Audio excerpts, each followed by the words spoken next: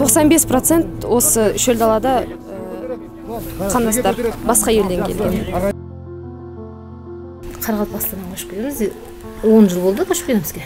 2010-да көшіп келдік. Мемлекет тарапынан жер берген жоқ, өзіміз квотадан кейін келгенбіз.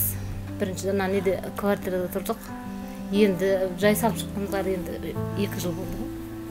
2 жыл болды бақай келгенімізге. От сонша жағып атамыз пайдасы жоқ. Үй жыламай ауырып отырына кішкентай. Тоқ мәселесі негізі сол. Тоқ аз, нан пісірсек нанымыз қатып шығады. Су енді өзіміз қазір қойған құдығымыз бар. Содан не қыламыз.